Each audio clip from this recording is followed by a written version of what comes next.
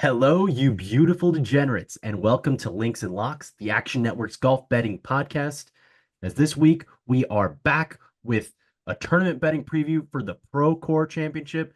You've previously come to know and love this golf tournament, whether it was named the Fortinet Championship, the Safeway Open, the Fries.com Open. The name has changed, but we're once again at Silverado Resort and Spa in the Napa Valley area of California. It's the first event of the FedEx Cup Fall. Technically, it is still the 2024 golf season. So everybody in the top 50 of the FedEx Cup standings is solidified in the top 50. Golfers will be battling to get into the top 125 because the top 125 after the FedEx Cup Fall, those golfers keep their cards on full status.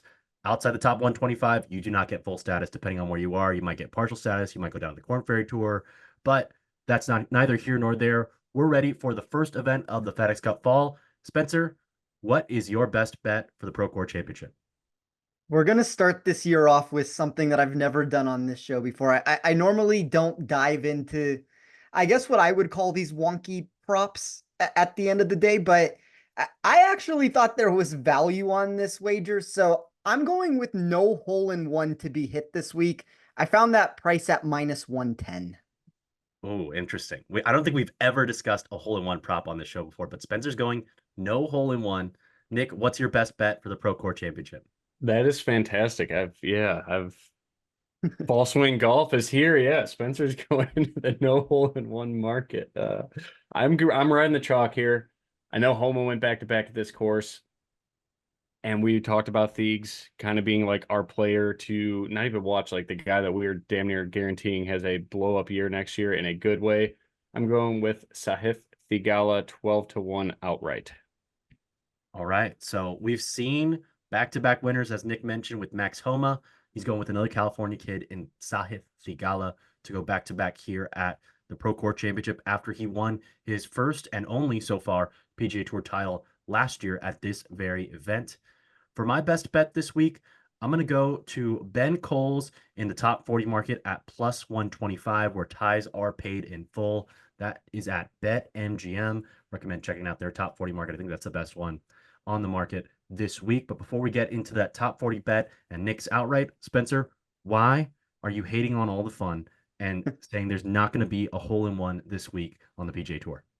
I'm usually the king of being the Debbie Downer on this show, so I'm not surprised that this is the market that I would go to if I was going to get weird. Let me ask you guys this before we talk about this play. So on the PGA Tour, this is a PGA Tour average. What do you think the average hole-in-one rate is for PGA Tour players? Like solo or combined? How many shots does it take for a PGA Tour player to hit a hole-in-one on average, like combined for a tournament? I'm totally guessing here. I'm going to say 1,000. Nick, you want to have a guess at it? Can I play that as a two-way market and go the under? It's over. So Oh, 1 in 2,500 shots is roughly what we're looking at for a hole-in-one. Most of these full field events see somewhere between, obviously it matters how many people make the cut, but somewhere between 1,700 to 850 opportunities that are going to occur on these par threes. So on average, we're looking at about 1.5 hole-in-ones being made every two events. I think on the surface, that doesn't necessarily provide that much of an edge, but I actually dove deeper into this because one of the things that I noticed about Silverado as a whole is you get these long, challenging par three holes that play almost a tenth of a shot over par when you put them all together. So I was trying to figure out if we just took Silverado, got rid of every single other course on the PGA Tour, what is the connect rate that we're looking at Silverado here? So over the past 7 years, golfers have produced an average hole-in-one rate. I mentioned it's 1 out of 2,500 shots on average. At this particular venue, it's been 1 out of 6,238 shots. If that math ends up holding true, which I'm not going to guarantee it does, we're still talking about a small sample size here. That generally puts us in the range where 72% of the time we should expect no hole in one to happen at this course. I think you can dive deeper into how challenging these locations can be daily. as I said, 30% of the time, give or take, we're going to get a hole in one here, but we're looking right now at about 7,000 shots plus since the last hole in one would hit. So if you want to make the argument that they're due to have one, there's something to be said about that. But I don't live in that due world. I always try to find value. And I think in general, if every single year you could give me this wager at minus 110, which is what I'm hoping that books end up doing moving forward, I will bet it at minus 110 every single year and expect to have a profitable return with it. Doesn't mean it necessarily wins this go around. I think we're looking probably somewhere 6.5 or 7 out of 10 times we probably hit this. And, if that's the success rate that is actually going to hold true, this ends up being a massive edge based off of that. I think that's a really interesting play. And one thing that is very relevant to consider is that you're talking about 1 in 2,500 shots for a PGA Tour professional. The bottom of this field is not PGA Tour professionals. So you got 20 guys who don't have a PGA Tour card who are playing in this event, who have no chance of winning this event. And I would think have a very small chance, a much smaller chance than 1 in 2,500 of making a hole in one.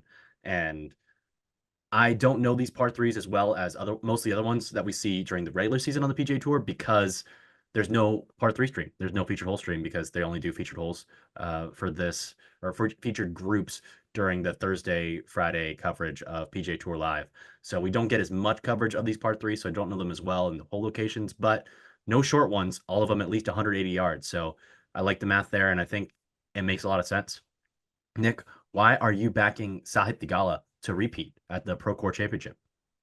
I had this price at 8-1. So for me, kind of just a price grab. Like I get Corey Connors being up there. I think Maverick McNeely being sub 25-1 is something I'll never be interested in, but I do think that's a really good course fit for a guy like that if his ball striking's there. But I think Thiegs is by far the most well-rounded player in this tournament, and the club down ability that he can have here and the long iron success that he does have. I think that this is a course that he could tear up kind of like he did last year. I like Theegala this week. I know Spencer's bullish on Wyndham Clark. I think those are clearly the class of the field this week. And as somebody who doesn't have any exposure to either of them, I'm very nervous. But I have room on the card. We'll get into that later. For my best bet, I got Ben Coles at plus 125 for the top 40 market where ties pay in full. And this is a simple handicap. This is a golf course where the fairways are very narrow, around 24 yards in average width. And Ben Coles is elite in terms of driving accuracy. No, he's not long, but he's solid as a ball striker. His approach play has really heated up after a very cold start to the season. He's either made the cut or been right on the number when he's missed over the last couple months every single time. I don't think he's got the highest ceiling in the world because, as I said, he's a plotter. He doesn't hit the ball super far off the tee. His approach play is solid, but not elite. But all in all, I think this is a great fit for him where he's going to find the fairway. He's going to hit the ball close. He's going to give himself opportunities, and his putter can be the best club in his bag on any given week. He was the Korn Ferry Tour Player of the Year last year because he played well on golf courses just like this one. And I like that, as we mentioned, there's not a ton of depth in this field. So even if he doesn't have a great week, he can still finish in the top 40 because he's a very consistent golfer who's going to give himself plenty of opportunities from the fairways this week. So I like him. I've got a couple of other top 40 plays at plus numbers on golfers whom I think have a great chance of at least getting into that top 30-ish area on the leaderboard and hanging around there. But before we get there, Spencer, let's jump into our course preview for Silverado Resort and Spa. What are you weighing in your model this week? Yeah, so designed in 1957, we've seen Silverado undergo a couple restorations over the years. It can be two notable ones, Robert Trent Jones in 1967, Johnny Miller in 2011. I do think it's worth noting that the facility had to take on some additional repairs after fires did ravage this area in that 2017-2018 season there. So, you look at this property and you want to think resort style birdie shootout. I do think there's some semblance of that comes into play, but I've always said for this property, it's a little bit more diabolical than that. Johnny Miller has petitioned for this course to be up for major championship consideration in the past. I don't think he's going to necessarily get it, but it's one of those venues, and you just talked about it a second ago, Roberto, with the narrow fairways, where there are two outlooks that can be had from this. And I think this is where I got different inside of my model. So last year, only 46% of the time fairways were hit. I think when you look at this property, though, a lot of the metrics started pushing me into this. I don't necessarily want to say bomb and gouge mentality, but maybe something a little bit closer than that than a lot of people would look at. And one of the reasons why I say that, and if you think of Theegala being a name who's won here, that's kind of Theegala's blueprint for where he can find success. You look at this tree line setup, but when you look at these trees, I'll call it a sporadic spacing that allows for extra aggression on a lot of these shots. And golfers who tend to miss to the correct side, even if you're in the rough, have had an easier time traversing the course. I know we had some changes last year, even with the layout of it, and we can talk about that a little bit deeper. But to me, if you don't go so wayward with your first shot to where you trap yourself with no line of sight to the green, I do think that there's either the blueprint of find a lot of fairways, hit a lot of greens, make some putts, or be able to add distance to your game, go with that mentality of it and see what you're able to do there. So it's like a double-end blueprint if you're trying to find, and that doesn't necessarily tell us the type of player we want, but when we merge that into, we get a shockingly high 52% plus shots that are going to occur from within 150 yards. That's a total that's 13% higher than your average stop on tour. For me, a lot of that ended up turning into, did you have distance? Did you have short iron proximity? Put all that together with your ability to putt on California POA. It's one of those properties at the end of the day, if you could score on the par fives. I've already talked about my thoughts on the par threes. To me, this is an ability to where if you can just salvage a score on the par threes, do some combination of those two answers of producing and salvaging on the 10 par fours, that's the recipe for success to try to win this golf tournament. But I think that's going to be the one difference I have from a lot of people is I did weigh distance pretty heavily compared to what I normally would in one of these spots, specifically a tournament that has sub 50% fairway execution over the last year that has been played. I like that, Spencer. I think that to win this week, you've got to bomb the ball out down there, or you've got to be really special with the putter on these POA greens. It's a POA and bent grass mix, but it's going to play like POA because it's going to be bumpy. So look at those guys that grew up on the West Coast and are familiar with these putting surfaces, because I think POA is the biggest difference of any green surface relative to bent grass, Bermuda, etc. I am also on my outright card. I have 5 guys, I think, and 4 of them are bombers, and one of them is more of a plotter. So I'm also with you there. It's going to be a little bit of a bomb and gouge fest with so many shots within 150 yards, but then those par fives are going to be key. There are 4 par fives on the golf course, and 3 of them come on the back 9. So if you're watching on Thursday and you're firing in that first round leader market, be sure to keep in mind that there's an uneven set of par fives from the front and the back with 1 and 3. Nick, anything else on your model that you weighed this week, or want to get us started with your outright card? Well, just want to ask Spencer and yourself, Roberto, like, what did you guys weigh for around the green? I feel like that's been one of the more predictive things. Guys that do clean up in the short game consistently seem to do well here, especially like the guys that do have the distance that will miss the fairway. Did you guys have any thoughts on that, or am I weighing that a little too high? Like, I think outside of, I think pull my old models up from 2024, but this is one of the top 5 highest I've ever rated strokes gained around the green. And that is making my boy Eric Cole, or Spencer's boy Eric Cole, who I've kind of faded throughout the whole year, come to like my 3rd favorite in the field. So I don't know if that's good or bad. Yeah, I mean, the thing is with my model, we talk about Eric Cole a lot, and he does seem to be my boy. And I'm above market consensus of, like, I'm maybe not as much as you are, Nick, but I'm more in agreement that kind of seems to be one of the recipes for success. And he is also the 3rd projected favorite in my model. And nice. All right. Take that with a grain of salt, because that's kind of an every week occurrence. It seems like he pushes himself up the leaderboard. But the one thing I will say about Cole is, if we do have an ability, and I know he's not, and Roberto, you've mentioned this a million times yourself on the show, like, he's not long and he's not straight. There's 2 things you do not want. But I do think that the waywardness that he possesses off the tee at a venue like this, and we've even seen it if you look into last year, it provides an ability for him to use some of that iron proximity, to use the putter, and to use that overall scrambling ability. If you just look at this tournament over, let's just say, the past 3 years of players who have won Homa, Theegala, like it's that scrambling mentality of these players that see this increased projection with their short iron proximity.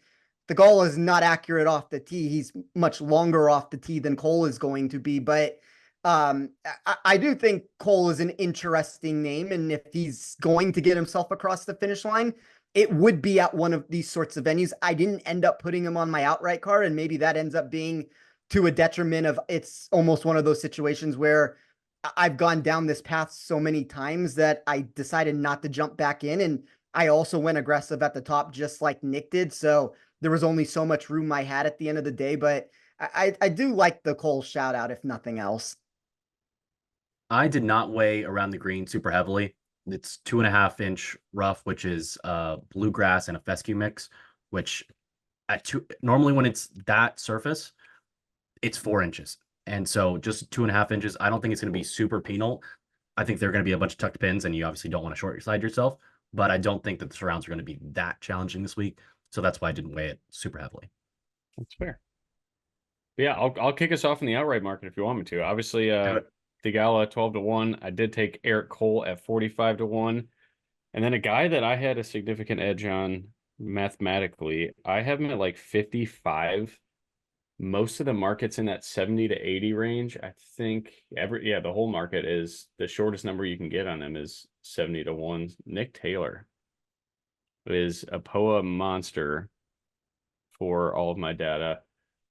Ended the season kind of in a mixed bag, but I feel like this is just like it's a good number on a guy that has beaten really good fields before.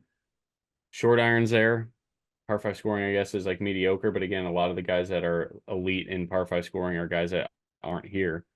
I think this is a good spot for him, and he's going to hit a lot of fairways. It's just what type of putter do we get? But when you strictly put POA greens in front of Nick Taylor, his strokes gained putting is number 3 for me. I like the swing on Taylor. I think there's going to be a spot to buy him at some point soon, and I've considered him here. I think I bet him for a top 10 at some point recently or outright when he shot really low in the first round and then imploded the last 3 rounds. But yeah, he's got the upside. Like you said, he's won big time fields before, and he's got to be a little bit ticked off that he wasn't selected for the President's Cup team. And this is the one chance to really kind of stick it to those guys. They're going to be feature groups with 3 Americans, the 3 Americans who are in the field this week who are on that team, and then also the 3 international players, several of whom are Canadian. I think it's Mackenzie Hughes, Corey Connors, and then Dr. Chapinski will also be in one, Minwoo Lee. So those will be fun to watch on PGA Tour Live. But Nick Taylor got a little something to prove. I like it, and we know that he can get hot. And unlike a lot of other golfers, he's such a pure putter that he can pull a Wyndham Clark like at Pebble Beach and just go absolutely nuclear and go off. So I like the upside swing there. He was somebody that I had considered, but I ended up going in a different direction because I wanted some other guys who were longer or in a little better form. But I like the swing there. Spencer, who else is on your outright card this week? You know, it's funny, Nick. I think 2 top 10s here too. Sorry. For the course history nerds out there, he checks that box.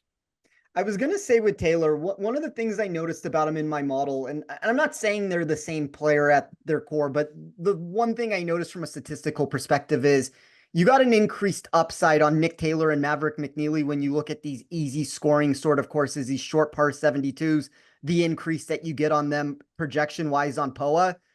This is almost like the rebate version of what Maverick McNeely ends up being in the market. And I want to just full disclosure this.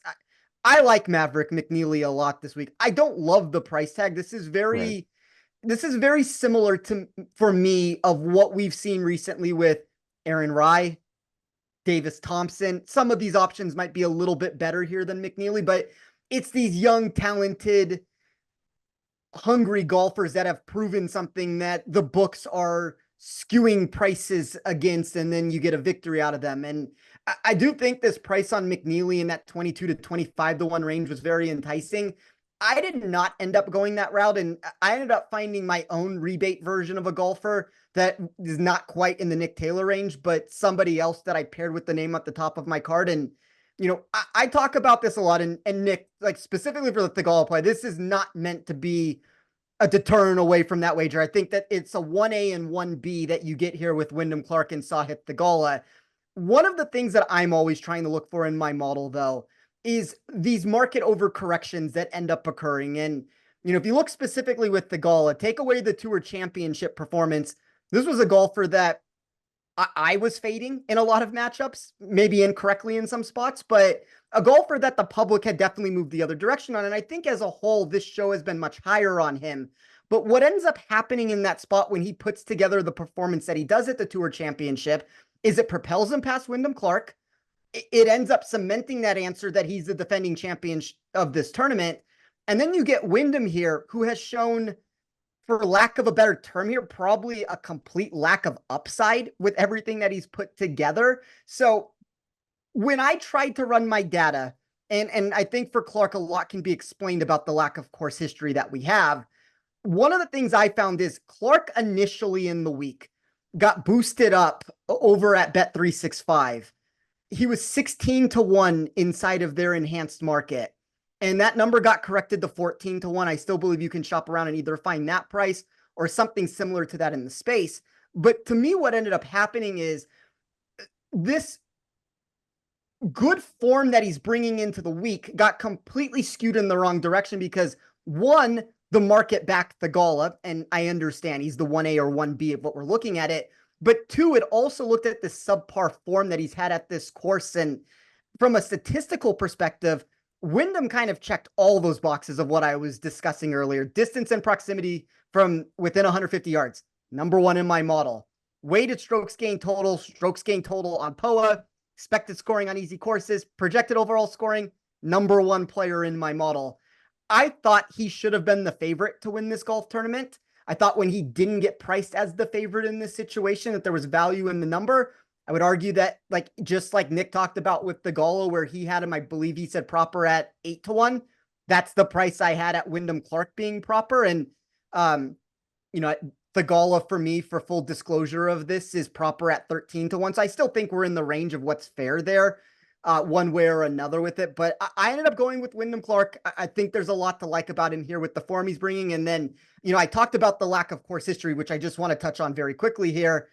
This is a golfer in 2023 that had a career-altering season. This is not the same name who entered whatever iteration or name of this tournament that you want to call it overall those years. I went back and looked at all the last 4 seasons that he's played it and figured out where he landed in my model, because I think sometimes back testing to see where I had a player compared to where I have them now is worth doing. That's something with Theegala that actually got me on him last year for this tournament. And specifically with Clark, he had never been a top 25 player for me in my model. The last time he played it where he had a top 50 result, but just inside of that, he was the 25th player in my model. Every other time outside of that, he was outside the top 40. So, I don't want to look at this course history narrative with Clark and say that he can't find success here. He's bringing the form. I think he has a chip on his shoulder from a lot of the words that have probably been said about him in the space, whether he didn't belong at the Olympics, he didn't, whatever it's been. And we've seen this turnaround with his game recently. And I do think he's firing on all cylinders. So I took him at 16-1. I'll keep these last couple short. You can get more of a breakdown of these in my Action Network article tomorrow. But I bet JJ Spawn at 40-1. I thought for me, that was the discounted price I could find for a golfer that you could make an argument may have hit his little hiatus break that he got from the FedEx Cup playoffs of not qualifying at the wrong time. Back-to-back top 10 finishes, a golfer that's in form. We talk about California golfers that can handle POA. That's JJ Spawn at the end of the day. So I bet him at 40-1. I took Rico Hoey at 80-1. He was inside of the top 10 of my model in 5 of the 7 categories I ran. A lot of the distance numbers liked him there. And then I also took KH Lee at 90-1. It's that same blueprint I keep talking about of how do you perform distance-wise in your short iron proximity. Number 4 player for me in my model this week. I thought this was a long number for a player that when you look at the venues where he's found success at in the past, they're very similar to this setup that we're going to get here. So I thought KH was an option that, I mean, if you shop around, you can even find it better than that. So you might be able to get a triple digit number on him if you really look around in the space. Spencer, I think that your argument for Wyndham Clark's course history not being valid is very similar to what happened with Max Homa at this event. Max Homa, I've got the results here from 2014 through 2019. Played here 4 times, made 3 cuts, no results better than a tie for 39th. Then he doesn't play between 2019 and then 2021 when he's a totally different golfer on the PGA Tour, has really emerged as a top 20, top 30 golfer on the PGA Tour, wins it in 2021, comes back in 2022, wins it in dramatic fashion when he pitched it in, and then Danny Willett 3-jacked from like 5 feet to lose the tournament on the 72nd hole. Crazy finish. Wyndham Clark, the iron play in 2023, made him a totally different golfer. We've capitalized on that on this show, so we don't need to expound upon that anymore, but I think it's a very valid point. And Wyndham Clark, for what it's worth, is the golfer that I wanted exposure to. Could not find anything better than 12.5 to 1, which is currently available at Bet365. But if I had that 16 to 1 available to me, I would be on him. So I like that play a lot. And I think the Max Homa comparison is very valid. Getting into my card, I'm played a little bit more conservatively this week. I started my card with Keith Mitchell at 45 to 1. I love the total driving. I love the iron play. Can he putt? I don't know. But it's POA. It's a different surface. It's a shot in the dark. Moving on, I've got Harris English at 45 to 1, overcompensating for Keith Mitchell by having maybe the guy who could lead the field in putting like Wyndham Clark can. He's a plotter with elite driving accuracy. He can get hot with his irons. I just don't think there are a ton of golfers in this field who have the upside to gain 4 strokes per round over a 72-hole golf tournament. I think he's one of them. So I like having him on my card at 55 to 1. I bet him down to 45 to 1. And then additionally, I got some upside swings. I've also got Rico Hoey as a bomber with upside with his irons and his putter at 75 to 1. I've also got Patrick Fishburne at 85 to 1. I think he's in a little bit better form. I love that he has, in his last 9 starts after a really slow start to his PGA Tour career this season, he has been in the top 25 6 of the last 9 times. The 3 times that he did not finish in the top 25, he missed the cut all 3 times. But in those 3 missed cuts, 2 of them were on the number. Another one was 2 shots back. So he's been pretty close. He bombs the ball off the tee. His irons have some upside, and the putter also has some upside. He also switched putters and started putting left-hand low and with an arm lock at the ISCO Championship. And in his 3 events since that change with the putter, he's gained at least 4 or nearly 4 strokes 3 out of 4 times. So I like that there's a change that I can explain in upside there with the putter. And I think he's going to be comfortable. Having grown up in Utah, he's going to have seen POA greens plenty of times. I like him a lot. And I've also bet him on Bet365 in the top 10 and top 20 markets, or ties pay in full, plus 550 for top 10 and plus 250 for the top 20. So I like the little upside escalator there on Patrick Fishburne. Also, he's 6th on the PGA Tour in bogey avoidance and 2nd in this field, which stood out to me as a guy who can dominate the par 5s, but also avoid mistakes on other holes. I think his profile was my favorite this week. So if you're betting upside anybody this week, I love Patrick Fishburne. Don't know that he can win, but I like the top 10 and the top 20 as well. I also bet Michael Thorbjornsen. Go card. He's 85 to 1. He's just 22 years old. I don't think we know exactly where his upside really is. He's been not at 100% because of the back injury. I like that he is familiar with the POA. I like that he can absolutely murder the golf ball. And we've seen him tie for 2nd already on the PGA Tour in just 7 starts since he got that PGA Tour U promotion. I like that there's been a little bit of a period of time off for the back to get a little bit more rested. Maybe it's healthier.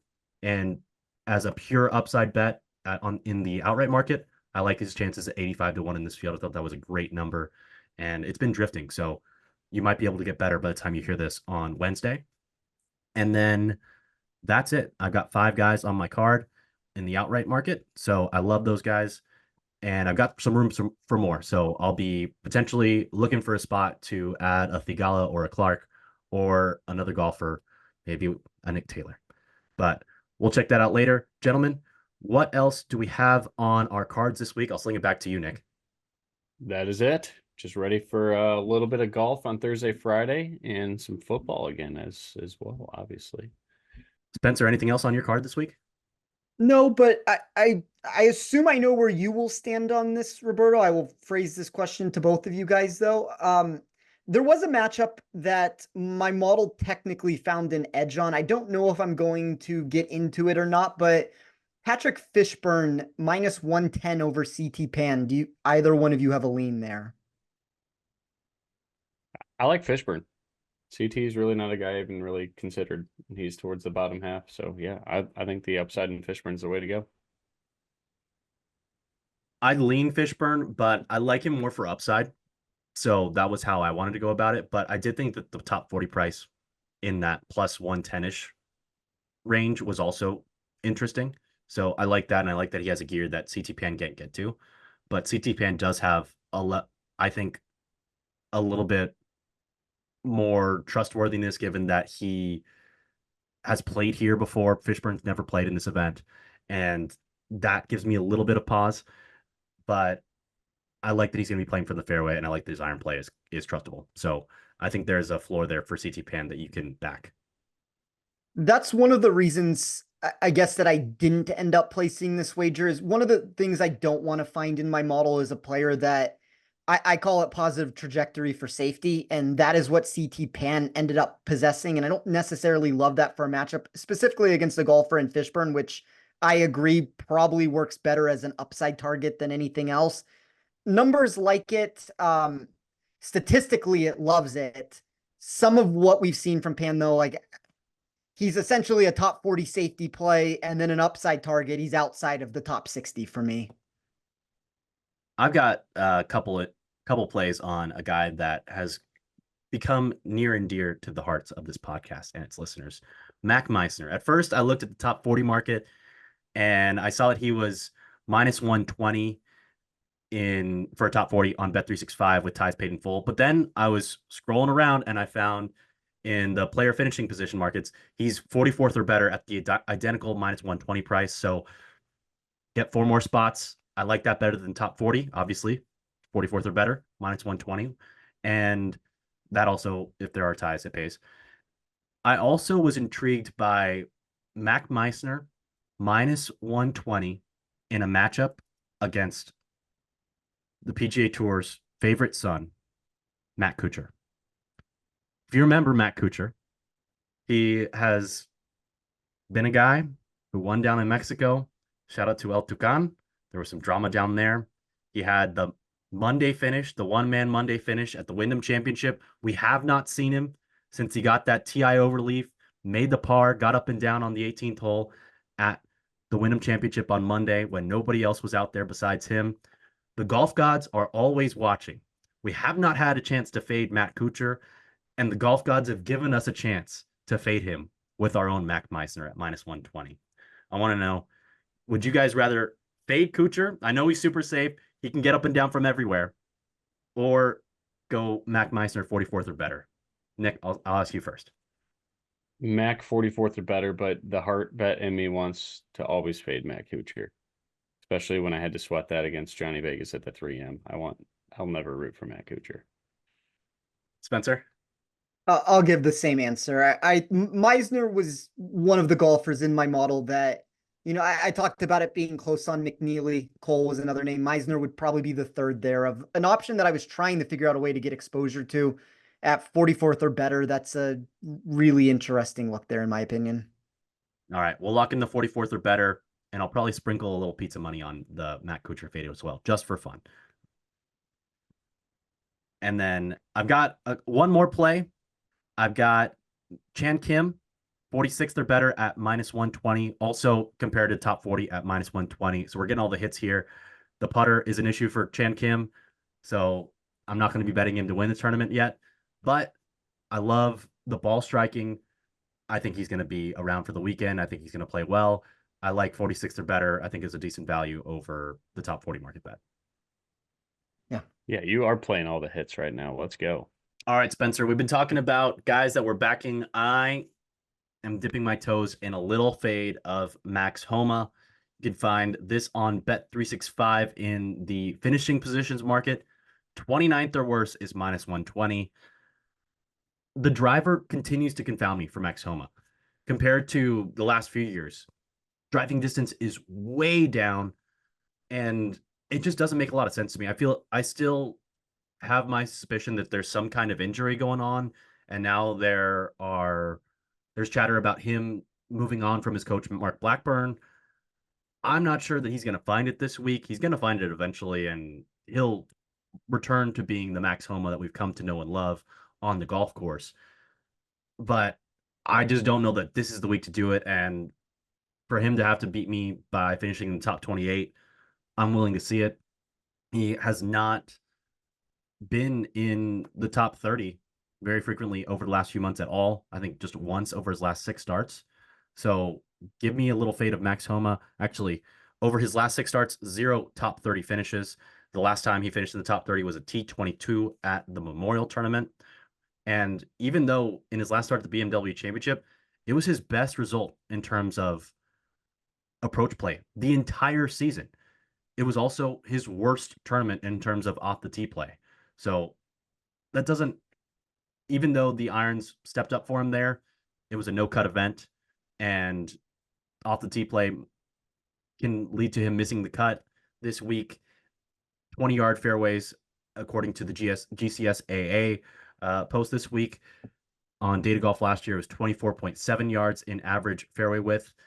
I don't love the lack of distance, and combine that with some big misses off the tee. He could get in trouble here, and just a couple big misses off the tee could lead to a short week for him in Napa. I know that he's got the 2 wins here in his last 3 starts, but for him to have seemingly totally lost his game to be basically even money for a top 28 finish, I think is a little bit too steep. So I'm going to go the other way. Any thoughts on Homa this week, Spencer? I think it depends what market we're talking about. I don't know where I stand exactly with Homa at this particular moment. I will say for DFS purposes, I think you're going to get a reduced ownership on him. And one of the things I wrote about in an article yesterday is I wanted to find golfers, and I do this every single week inside of my article, where I try to find better expected weighted form for the tournament that's being played than the current form that they're putting together. So like the simplified version of that would be, what is your course specific fit of how you fit a property in this circumstance, Silverado, versus how you have performed statistically over the last, I usually run it between 16 to 30 rounds at other properties. And Homa was the biggest climber for me that I had in my model. And, that's a very expected answer, I would say, for a golfer who's won this tournament 2 of the last 3 years it's been played. So, I don't know what the safety actually is for him. And I think for a market like you're talking about there, I probably lean towards your end of it, but I don't think it's inconceivable that he can put the pieces together. And if you can give me a reduced ownership percentage on him for a DFS contest, that's a much different wager than if we're talking about a matchup, or if we're talking about a top 29-30 sort of a bet. I guess it just depends on what market we're talking about. And that's kind of would be where my mentality is. But for me, it's one of those close my eyes, throw a dart at the board if I am playing him in DFS, and, hoping for the best there. I don't think he's a terrible DFS play. I don't even think he's a terrible outright bet at 24-1 in the current enhanced win at Bet365. I would personally much rather have Max Homa at 24 than Maverick McNeely at 22. I think his upside is way higher than McNeely's. And even though Homa's iron play prior to the BMW Championship, the 3 events before that, was horrible, the off the tee play over the last 2 months has been awful and shocking for me. And the putter has also been a liability recently as well. So I think there's a lot that's been going wrong for him. But if he puts the pieces together, he's already won here twice, and he's as talented as anyone in this field, including Wyndham Clark and Sahith Theegala. So I think that if you're going to play you're going to play Max Homa, play him on the extremes and shoot for upside. But I think that at even money for basically a top 30 finish, that's a lot to ask for anybody. So I'm going the other way. The last time I made a wager with you, Roberto, that actually went through to the finish line there, was right around this time where I had to dress up like Colin Morikawa for Halloween, which is one of the lowlights of what has happened for me in the last, I would say, year. But would you like to make a wager? It's probably going to be one that doesn't get a payoff one way or another. We can figure out what the risk is. No blood on the bet unless one of them wins. Give me Maverick McNeely. I will give you Max Homa. And if one of them wins the golf tournament, we will figure out what the other one either has to do or what the wager is. All right, I agree. Maverick McNeely's not winning this tournament, so I have no downside. Well, we'll see what ends up happening there. All right, well, Max Homa better win if he gets in the top 28, but hopefully not. Spencer, let's jump into rapid fire. We touched on Sahith Theegala. We touched on Wyndham Clark. We haven't talked about Corey Connors. He is 17-1. You've already got some indirect exposure to Maverick McNeely, but would you rather have McNeely at 22 or Corey Connors at 17-1 to win the tournament? I'll take Maverick McNeely. He was the closest name for me. Although I will say, I think both players are definitive top 10 options in this tournament. This isn't a route where somebody is a must fade for me or somebody that I don't want exposure to. It's just, I am definitely much higher on McNeely based off of the conversations that we've even had, but I'll take McNeely based off of all that. I'm definitely lower on McNeely. He has not gained a shot per round with his irons this entire season on any tournament that has 4 rounds or any tournament that doesn't even have 4 rounds. I just don't think he has as much upside as a lot of other golfers. So I'm generally out on McNeely. Although if there is a course where you can do it, it's one of these short par 72s where he can bomb the ball off the tee and then use a short game. So I understand why you like the fit this week, but I'm just generally out on him like I am with Cole because of the driver. Moving along, Minwoo Lee is 27-1, the identical price as Luke Clanton. Shout out to Luke Clanton, getting out of class, flying across the country from Tallahassee. They're both 27-1. Which one would you rather have an outright ticket on? I don't know if I necessarily want either. My model would give the answer of Luke Clanton. That's the answer that my model gives most of these weeks with the limited sample size of data that I have. I guess I would bet on the unknowns a little bit of Minwoo. And by unknowns, I mean, one of the things with Minwoo that he tends to put together, and maybe this is just because I have Wade's short game a little bit heavier. He gives you distance. He gives you long iron play, which, that might help a little bit on the par 5 scoring. And if he can produce there, that's going to be a recipe for success. Some of the short iron proximity always worries me with him. And if I'm looking at this course as drive the ball long and control your short irons, Minwoo does have some concerns there, but he's also one of those golfers to where he is as volatile as you can get from round to round inside of my model and expectation. So like if somebody just out of the blue gained 12 strokes putting here and had that prerequisite for distance, it's kind of the blueprint for Minwoo. I'm not necessarily betting either one of them. Like, as you can tell, like I'm not necessarily bullish on either, but I guess I would bet on the unknown variable of Minwoo versus the unknown variable of Clanton, which theoretically still has a lot of pressure on himself. I know he's not technically a pro right now, but a win really does change his life if he can get it at this very moment. That would be awesome to see Luke Clanton win. I hope he does. Yeah. Mm-hmm. Well, I like that Thorbjornsen was 85-1 versus Clanton at 27-1. I think Clanton's a little bit better, but I don't think the gap is as significant as their odds might imply. And I think Minwoo Lee's a little bit overpriced, but he's got upside, and there are not a ton of guys in this field that have that upside. So if he puts the pieces together in the pure outright market, I like it. Moving on, JJ Spawn's 30-1. You've already got a ticket on him. Patrick Rogers, another Cardinal looking for his first PGA Tour win, is 37-1. Tom Hoge is 40-1. And then let's talk about Brendan Todd. He's 45-1 as well. So is Beau Hossler. So we'll throw those 4 in. So Spencer, if I had to give you a free $100 outright ticket on either Patrick Rogers, Tom Hoge, Brendan Todd, or Beau Hossler, which one would you pick?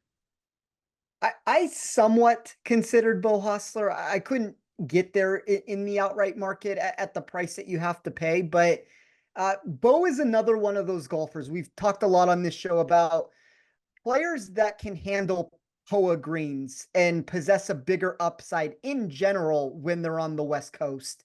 There's a couple names from that mix. It's not just Hossler that would fit that that mold there. But I do think Hostler is one of those names where he had, I would say that if you were to ask me at this time last year, who would be the 2023, 2024 Wyndham Clark that ended up propelling himself into a different stratosphere, I would have said Bo Hostler. And he started off in that fashion. He played the West Coast swing very well. And then things fell apart for him at a certain point. But I always think that when you can get him back in California and when you can get him back in POA, he becomes a legitimate top 20, top 25 sort of player. And I would argue that even specifically at this complex, he's maybe even a little bit better than that. And you can see that with the course history. It's 4 consecutive top 30 finishes that he's provided. If you could just kind of smash some of these guys together, Tom Hoagie's iron play, Bo Hostler's putting, or Keith Mitchell's iron play, driving, Bo Hostler's putting, you'd have a great golfer, but all these guys have some kind of weakness in their game. For me, I would probably lean Tom Hoagie because of the elite skill set with the irons, but I think you're really splitting hairs among the golfers in the 40 to 45 to 1 range here in this field. Moving on, Harris English is 55 to 1, Mac Meiser's 55 to 1, Adam Svensson's 55 to 1, and his fellow Canadian Mackenzie Hughes will be on the President's Cup team is also 55 to 1. Spencer, if you had to choose one of those 4 at 55 to 1, which one would you pick? I'll take Meisner for all the reasons that we talked about. And going back to even the last range, like that's kind of where I would rather play Keith Mitchell than all those names. And, we talk about Keith Mitchell a lot on this show, and I think that might be the early resolution that at some point in the next season, we will get Keith Mitchell correct on this show, and one of us will end up being correct on it. Upside wise, my model likes him. Can he make enough putts? That's always the question. But yeah, I'll take Meisner for this section. Meisner is one of the first golfers who missed my card. I haven't seen a ton of him on POA, and it's the first time that he's seen these golf course, so that led me off of it, but I have a ton of room on my card with only 0.6 units in play, so he's somebody I will be monitoring absolutely, and I already have the 44th or better and the Kuchar fade with Mac Meisner as well. Moving on, at 60 to 1, Jonathan Vegas is there, Chan Kim is there, Mark Hubbard. What a story, Mark Hubbard. He missed the deadline to apply for the tournament or to sign up for the tournament. He apparently dropped his phone in a cold plunge, and that prevented him from signing up in time. No worries. He signs up for the Monday qualifier on Monday, plays, and has the low round of the day. So he's in the field this week. Excited to see Mark Hubbard, San Jose State Spartan, local guy. So rooting for him. He's 60 to 1. Jonathan Vegas is 60 to 1. Chan Kim is 60 to 1. And let's throw the Gim Reaper, a guy whom you've cashed on more than once this year. He's 65 to 1. Among those gentlemen, which one would you rather have the outright ticket on? Don't seem very inspired here. No, I like Doug Gim and Chan Kim. It would be one of those two. I've fallen for the Doug Gim trap more than one time, at least in the outright market. I've had some success in other markets there. Chan Kim, my model also liked, and I'm just going to throw this out there, Roberto, but I mean, there's something to be said. Nick starts this show with us, and then all of a sudden you talk about Meisner and Chan Kim for, I don't know, must have been 5 or 10 minutes. And then Nick is nowhere to be found now. So I don't know if Nick has run to the bathroom or what is going on from the excitement that he had from the conversation with Chan Kim and Meisner there. But I do think Chan Kim possesses a lot of the same answers of why I like Meisner in my sheet. They were both surprisingly top 15 upside sort of caliber golfers. And Doug Gim would give the same answer. Seen that a lot with Doug Gim, but I will say if Gim is going to win, it does feel like it would be a course like this.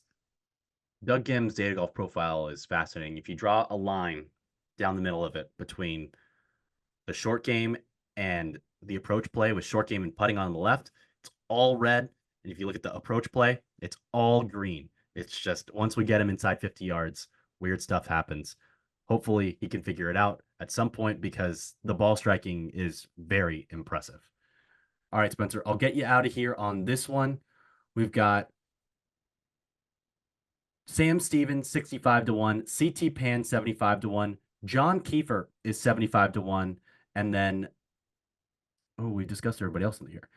Let's go to Jacob Bridgman, 85 to 1, and Matty Schmid, 90 to 1. So Sam Stevens, 65, CT Pan, 75, John Kiefer, 75, Jacob Bridgman, 85, and Matty Schmid, 90 to 1.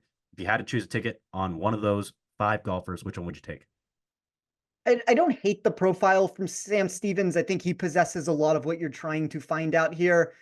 I will probably go back to the name that I talk about a lot on this show in Jacob Bridgman. When we look at how Bridgman closed the season, back-to-back top 19 finishes at the Wyndham and the 3M Open. I don't know what the actual win equity is, and that's what worries me a little bit. And maybe Stevens has that extra firepower to get himself over the finish line, but it'd probably be one or the other there. I talked about CT Pan, where I think he's a better safety market play than an upside target. Kiefer would be more of the unknown variable inside of my sheet. I don't have a massive take on him one way or another, although I will say markets respect him. I noticed that in matchups in general, that he seems to be a name that he's holding his own against a lot of golfers that my model deemed to be better because I have more data on them. But I thought that was at least an interesting return we were getting from him. So just looking up John Kiefer, he graduated from college at Baylor this year, and he went on to PGA Tour Americas, where in, let's see, about 10 starts, he had one finish outside the top 6.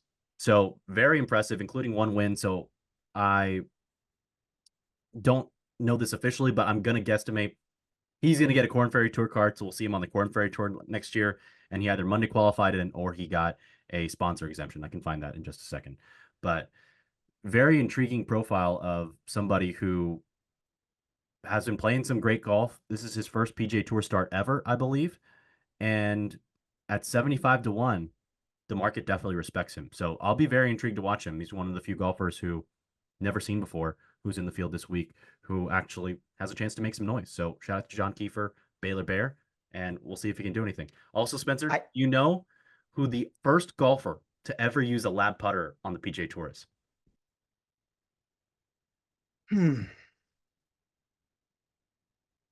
No, tell me. And by the way, as far as Kiefer goes, I had an ex that went to Baylor. I'm out. That's all I needed to hear. I'm not in on him anymore. The first golfer ever to use a lab putter on the PGA Tour is my friend Tim Wilkinson. He actually called the 3M Open with me, and he is in the field at plus 250,000 this week. I don't know if Timmy's going to win, but shout out to Tim Wilkinson. Wish him the best, and hopefully he plays well here in Napa. Spencer, where can we find your work this week? You can find me on Twitter at @TeeOffSports. I will have my Wednesday article over at Action Network. We will go over this board a little bit more, and then I will have all my in-tournament pieces that I provide over at Action Network. And I know it's a week removed at this point, but that Sunday article that I provided for Action for the Tour Championship ended up being one of the biggest DFS days I have ever personally had before. And I gave Henley as the poster child of that article. We had Theegala and Sungjae in there, obvious plays of Scheffler, but I know there were a handful of people that won quite a bit of money. So hopefully we can continue that run that we had with that. I'll probably turn that Saturday night article into a round 4 outlook towards DFS. So, be on the lookout for that, but you can find all that there. And then if you like any of the numbers that you heard specifically on this show, you can get my model over at Rotoballer. Awesome. I use the model every week. It's one of the best visualization tools I think that's out there in all of the golf space. So love it. The in-tournament bets are awesome and really fun to see where your model stands with the updated projections and the baseline stats and everything. So could not recommend that anymore. Be sure to check it out on all of Spencer's platforms. Once again, you can find Nick on Twitter at Sticks Picks. He's got the First and Sticks podcast where he's breaking down the NFL every week. So be sure to check that out. You can find me on Twitter or X at RobertoA213. This week, I'm off of college football crew duty, but I will be helping out with the Westwood One broadcast of Bears at Texans. So I'll be the spotter for that. And Ryan Radke should be the Sunday night football host. So be sure to tune in. You can find it on westwood1.com anywhere in the world. So it'll be a fun broadcast. Can't wait to be out there in Houston with CJ Stroud and Caleb Williams, and all the other boys. So should be a fun week. You can find us in 2 weeks. We'll be off next week, and then we'll have a preview for the President's Cup. And then after that, every week for the next like 5 weeks at least, there will be PGA Tour golf. So we'll be around in the fall. We won't be gone for too long, but we should be off next week. Thanks again for everybody who makes this podcast possible, especially you, the fans. And then thanks, as always, to our production team, starting with Matt Mitchell, David Payne, and of course, Noah Niederhofer, who gets us across the finish line every week. You can find everything you want in football season, whether it's college football, NFL, NBA's firing up in next month. Can you believe that? Everything's on the Action Network website, the app. You can find all the podcasts wherever you get your podcasts, Big Bets on Campus, the Sunday Six Pack for the NFL. I got you covered. So be sure to check it out. Thanks again for tuning in, and we'll catch you in 2 weeks for the President's Cup.